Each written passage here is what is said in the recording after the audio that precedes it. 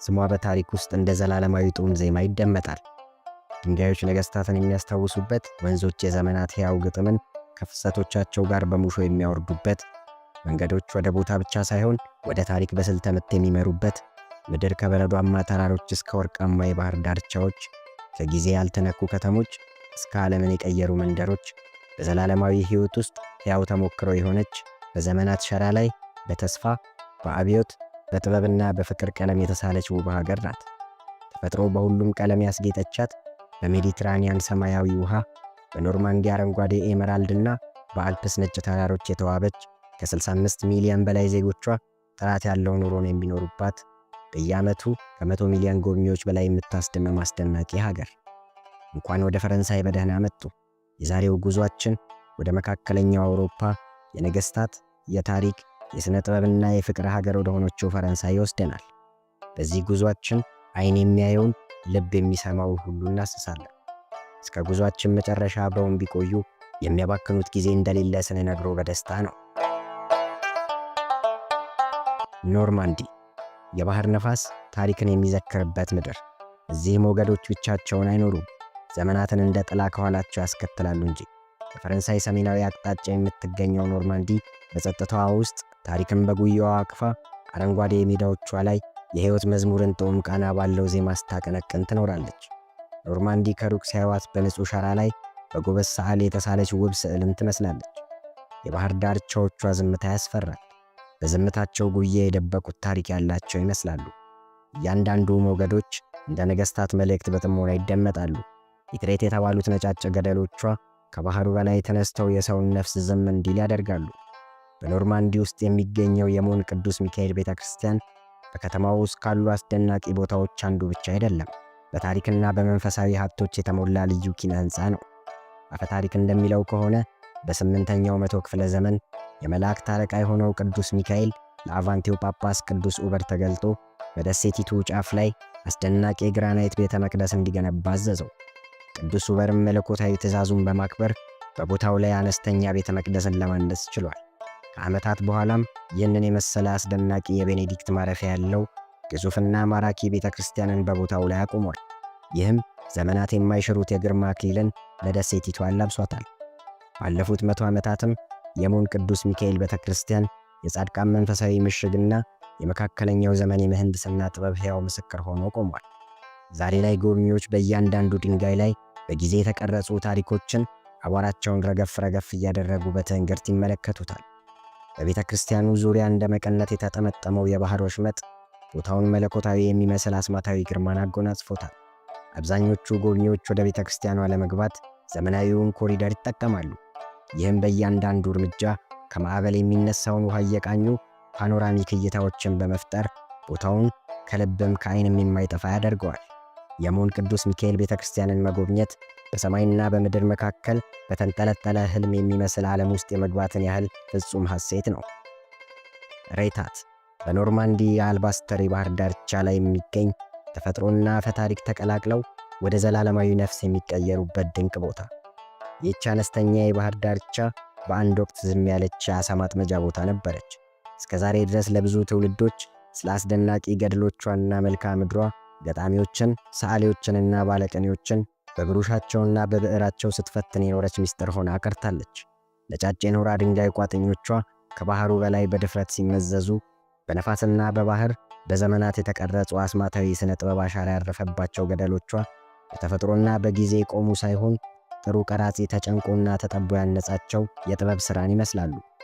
ከእነዚህ የተፈጥሮ ድንጋዮች መካከል በብዙ ጎብኚዎች የሚወደደውና ተአምራዊ የሚመስለው መርፌው የባህር ዘብ እየተባለ የሚጠራው 80 ሜትር ወደ ላይ የሚመዘዘው ባለሾጣጣው ቅርጽ የኖራ አለት ሲሆን ከጎኑ ቅስት የመሰሉ ጠባብ ዋሻን በሰሩ ላቫልና ፉልዳያን በተባሉ ሁለት የድንጋይ ዋርካዎች ታጅቦ ቆሟል። ዝቅተኛ ማዕበል በሚፈጠርበት ጊዜ ውሃ በእነዚህ ዋሻዎች ውስጥ ሲያልፍ የሚሰማው የሞገዶች ሹክሹክታ ነፍስን በሐሴት ሰቅዞ ይዞ ትንፋሽን ጸጥ ያደርጋል። ሬታት የተፈጥሮ ምስል ብቻ ሳይሆን በጊዜና በታሪክ የተሳለ እውነትም ጭምር ነው። ከተማዋ ወደ ቱሪስት መዳረሻነት ብታድግም አሁንም ሰላማዊ ውበቷ እንደጠበቀች ነው። በጠባብ ጎዳናዎቿ ላይ የተደረደሩት ካፌዎችና ጥንታዊ የድንጋይ ቤቶች ዛሬም ሬታትን አድምቀዋታል። ቬርዶን ጎርጀስ፣ በደቡባዊ ፈረንሳይ ከሰው ልጅ ዕድሜ በላይ የቆየ አንድ ልዩ ሚስጥር አለ። ድንጋይና ውሃ በአንድ ቦታ ላይ ቁጭ ብለው ታሪክን የጻፉበት የሰውን ልጅ ከውስጡ ድባቴ የሚያነቃ ሸለቆ፣ በጊዜና በጥንካሬ የተገኘ ታምራዊ መገለጥ። ይህ ቦታ ቬርዶን ጎርጂየስ ነው። በአውሮፓ ትልቁ ካናል ሲሆን የተፈጥሮ ጥበብ በአረንጓዴ ብራና ላይ የተጻፈበት የሕይወትና የጊዜ መጽሐፍ ነው። ከሚሊዮን ዓመታት በፊት ይህ ቦታ ባህር ነበረ። እነዚህ የድንጋይ ቋጥኞች አንድ ዘመን ላይ ከውሃ በታች ነበሩ። ነገር ግን ውሃ በእርጋታና በትዕግሥት ድንጋዩን ቀዶ የራሱን መንገድ ፈጠረ። ለዚህም ይመስላል ቀደምት ኢትዮጵያውያን የውሃ ጠብታ ዓለትን ይሰነጥቃል የሚል ብሂል ነበራቸው። ቬርዶን ወንዝ በጊዜ ላይ ድል ነስቶ ይህንን ድንቅ ስፍራ ወለደ። ቬርዶን እንደ ኤመራልድ አረንጓዴ፣ እንደ ጥልቅ ባህር ደግሞ ሚስጥር ነው። ውሃው ቀዝቃዛ ነው፣ ነገር ግን ልብን ያቀልጣል። እያንዳንዱ ንብርብር የጊዜ ድል ነው። እያንዳንዱ የውሃ ጠብታ የታሪክ ምስክር ነው። የቬርዶን ቋጥኝ ግድግዳዎች እስከ 700 ሜትር ወደ ላይ ከፍታ ያላቸው ሲሆን ሰው በዚህ ቦታ ላይ ሲቆም ትንሽነቱን ያስተውላል። ድንጋዮች በጸጥታ ይናገራሉ፣ ሰማዩን በዝምታ ይመልሳል። ቬርዶን ሕይወት የሞላበት ውብ ሰገነትን ትመስላለች። ንስሮች በሰማይ ላይ ይበራሉ፣ እጽዋት በድንጋይ መካከል ይበቅላሉ። ተፈጥሮ በዚህ ቦታ ላይ ራሷን ትጠብቃለች። በአልፕስ ተራሮች ልብ ውስጥ የሚገኘው የቬርዶን ወንዝ ደኖች ከአረንጓዴው ውሃ እንደጠጡ ለማሳበቅ በሚመስል አኳኋን አረንጓዴ ተላብሰው በነፋስ ሽውታ ሲደንሱ ይውላሉ። ይህ ግርማ ሞገስ ያለው ቦታ የተፈጥሮን የማይበገር ኃያልነት ማሳያ ነው። ሸለቆው በአንድ ቀን አልተፈጠረም። ከ150 ሚሊዮን ዓመታት በፊት ውሃ ድንጋይን በትዕግሥት ሲቆርጥ ኖሯል። ቬርዶን የጊዜ ሐውልት ነው። በዙሪያው ነጫጭ የድንጋይ ቤቶች፣ ጠባብ መንገዶች፣ ከተራራ እስከ ተራራ የተዘረጋ የብር ኮከብ መስለው ቆመዋል። የቬርዶን ቱርካይስ አረንጓዴ ውሃ እስከ 2300 ጫማ ወይም 700 ሜትር ከፍታ ባላቸው ገደሎች መሃል በኩራት ሲፈስ ይኖራል። ከፍ ብለው በቋጥኙ ጫፍ ላይ እንደ ሰገነት የተሰሩት ድልድይ የመሰሉት የፓኖራሚክ መተላለፊያዎች ይህንን አስደናቂ ስፍራ በወጉ ለመመልከት ለጎብኚዎች የተዘጋጁ ናቸው። በጫካ በእንስሳትና በውሃ የተሸፈነው መልክዓ ምድርን ለመመልከት ጥሩ ዕድልንም ይሰጣል። የስፖርት ሃይኪንግና የጀርባ ላይ ሽርሽር የሚወዱ ከሆነ ቬርዶን በእርግጥም ለእርሶ የምትመጥኖት ቦታ ነች። የዓለት ላይ ተጓዦች እንደ ቬርዶን ቋጥኝ ሥራ የሚያበዛባቸው የለም። ጎብኚዎች ከግዙፎቹ የድንጋይ ዋሻዎች እስከ አስደናቂው ገደላማ የቋጥኝ እይታ ድረስ ይህን ታላቅ ውደት በመገረም ይመለከታሉ። የቬርዶን ወንዝ በመላው ፈረንሳይ ተወዳጅ የሆነው የላቬንደር እጽዋትን እየተንከባከበ ሲያጠጣም ይኖራል። በተጨማሪም የወንዙን ውበት ከሚያላብሱት መካከል በዳርቻዎቹ ላይ የተሰሩት መናፈሻዎች ጀልባዎች መሐለቃቸውን ጥለው ያለ ሐሳብ የሚተኙባቸው ወርቃማ ሸዋዎችና ለእግረኛም ሆነ ለመኪና ምቹ የሆነው ወንዙን የሚያቋርጠው ድልድይ ነው። በዚህ ድልድይ ላይ ሆኖ አስደናቂውን የቬርዶን መልክዓ ምድር መመልከት በጊዜና በዘመን የማይተካ ከልብ የማይጠፋ ልዩ ትዝታ ነው። ቬርዶን ለአድቬንቸር ሃይኪንግ ወይም ለጫካ ተጓዦች ተስማሚ የሆነ ቦታ ሲሆን የፓኖራሚክ እይታ ካላቸው ከፍተኛ ቦታዎች እስከ ሸለቆና ገደላማ ዋሻዎች እንዲሁም አስፈሪ መንገዶች ድረስ ያሉት ሲሆን ቬርዶን በተፈጥሮ መስህቦቿ የምትማርክ እርካታን መጥመቂያ የመልክዓ ምድር ጠበልን ትመስላለች። የፈረንሳይ ሪቬራ ይህ ስም ሲጠራ ልብን ወደ ፀሐይ የተሞላ ዳርቻ፣ ወደ ሰማያዊ የባህር እቅፍ፣ ወደ ቆንጆ የከተማ ተራራዊ ጎዳናዎች ይወስዳል። የፈረንሳይ ሪቬራ በሜዲትራኒያን የባህር ዳርቻዎች ላይ የተዘረጋ ልዩ ዓለም ነው። እዚህ ፀሐይ ለብዙ ዓመታት በፈገግታ ታበራለች። ባህሩ ደግሞ የፀሐይዋን ፈገግታ እንደ ብርሃን መስታወት ያንጸባርቃል። የውቅያኖስ ሽታ፣ የነፋሱ የረጋ ሽውታና የፀሐይ ሙቀት ነፍስን በደስታ ያሰክራል። በዚህ ቦታ ታሪክና ዘመናዊነት በአንድ ድምፅ ይናገራሉ። የፈረንሳይ ሪቬራ በባህር ብቻ አትወሰንም። ከባህሩ በላይ የሚነሱት ተራሮች ወደ ጥንታዊና ቅንጡ ቤቶች የሚፈሱና የአርቲስቶችን ልብ የሚያቀልጡ ውብ መሬቶችን የታደለች ምድር ናት። ከሴንት ትሮፔዝ እስከ ሜንቶን በተፈጥሮ ውበትና በቅንጦት በዓለም አቀፍ ደረጃ ዝናን ያተረፉ የጎብኚዎችን ልብ ቀጥ የሚያደርጉ መስህቦች ያሏት ድንቅ ከተማ ነች። በዚህች የሜዲትራኒያን ዳርቻ ሰማያዊው የኮባልት ባህር በወርቃማ ዳርቻ ተደግፎ እርስ በርሳቸው የተቃቀፉ በሚመስሉ ቆንጆ የከተማ ቤቶች ታጅቦ ያለ ሐሳብ ተኝቷል። በጣም ትንሽ ግን ደግሞ በጣም ትልቅ ስም ያላት ሞናኮ የባለጠግነት የፍጥነትና የቅንጦት ምልክት ይሏታል። የከተማዋ ጎዳናዎች በዓመት አንድ ጊዜ በዓለም ላይ ካሉት የስፖርት ውድድሮች ውስጥ አንዱ የሆነውን ካዚኖና ፎርሙላ ዋን የመኪና ውድድሮችን በብዙ ሕዝቦችና በታላላቅ የባህር ላይ ተንሳፋፊ ጀልባዎቹ አጅባ ታዘጋጃለች። በተጨማሪም በየጊዜው ዓለም አቀፍ ኮከቦች በቀይ ምንጣፍ ላይ የሚንሸራሸሩበትን የፊልም ፌስቲቫል ካንስ በተባለ ግዙፍ አዳራሿ ታስተናግዳለች። በአካባቢው ጎዳናዎች ላይ ያሉ የቅንጦት ሱቆች ደግሞ ውድ ዕቃዎቻቸውንና በታዋቂ ዲዛይነሮቻቸው ያስመረቱትን የፈጠራ ሥራዎች ወደ ገበያው ያወጣሉ። ንግዱ ይጦፋል፣ ገበያውም ይደራል። ዶላሮችና ዩሮዎች ይበተናሉ። የአካባቢው ነዋሪዎችና ቱሪስቶች የሚቀላቀሉበት የባህር ዳርቻ የፈረንሳይ ሪቬራን ሌላ ገጽታ ያሳያል። ፀሐይ በሜዲትራኒያን ባህር ላይ በቀስታ ስትወጣ ወርቃማ ብርሃኗ በሰማያዊው ውሃ ላይ ሚስጥርን የሚያንሾካሹክ ይመስላል። ይህ ቦታ ህልም ነው፣ ታሪክ ነው። በደቡባዊ ፈረንሳይ በባህርና በተራሮች መካከል የተደበቀ የውበትና የህይወት መንገድ ነው። ከሞናኮ እስከ ሳንትሮፔዝ፣ ከኒስ እስከ ካን በባህርና በቅንጦት እንዲሁም በስነ ህይወት የተሞላ ነው።